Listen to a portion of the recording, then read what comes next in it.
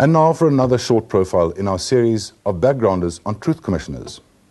Dumisa Ntsebeza is arguably the most controversial member of the commission. After spending a number of years in detention and defending many political detainees during the 1970s and 80s, his job as head of the TRC's investigative unit puts him at the forefront of uncovering the atrocities of our past. I was born in Nkala. It's a one-horse town in the Transkei. It's about 20 kilometers from Elliot, about 101 kilometers from Queenstown. So it's in the northeast Cape, or northeast of Transkei. I was born and bred there. I received my secondary education there until standard 8. Then I went to St. John's College. From the relatively serene environs of his birthplace in Tala, Dumisa Ntsebeza found himself increasingly thrust into the political upheaval that was gathering momentum in the South Africa of the 1970s and 1980s.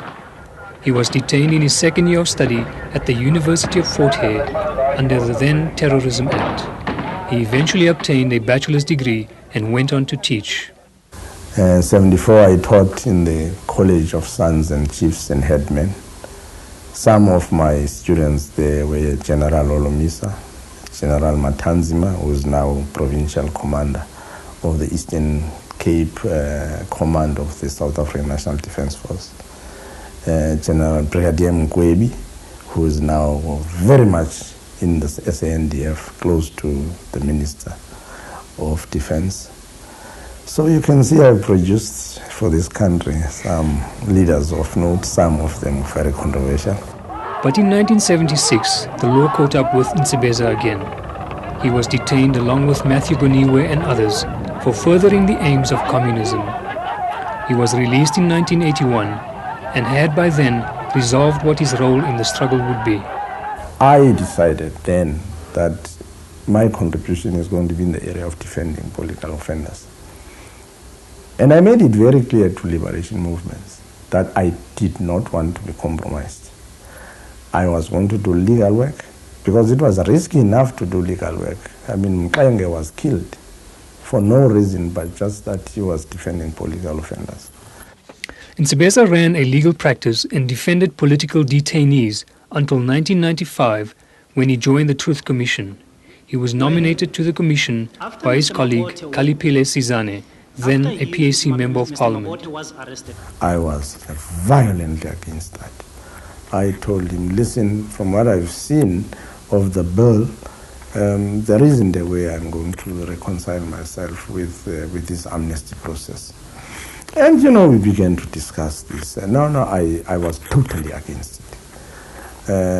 But you know, he kept on. Contrary to his expectations, Ntsebeza was shortlisted and called in for an interview. And in the course of it, I mean, I remember Bishop Story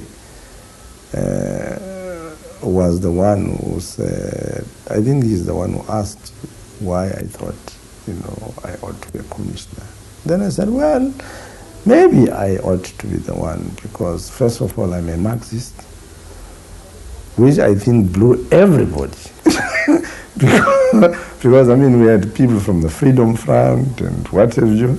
So I was doing everything, you know, to make sure that I don't qualify. But I then said, but also I was brought up by Christian parents.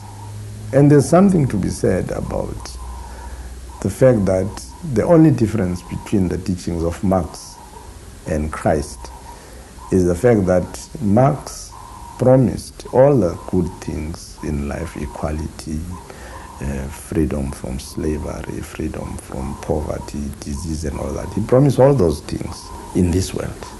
Christ promised them in the next world. Since being appointed head of the TRC investigative unit, Ntsebeza has found that time is a precious commodity.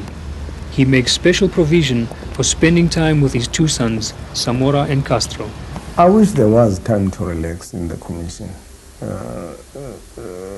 I would, of course, be naive to imply that one works all the time.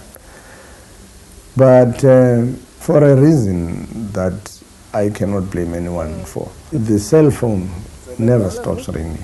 I make an effort to read Japos in, books and related books about truth commissions in the world.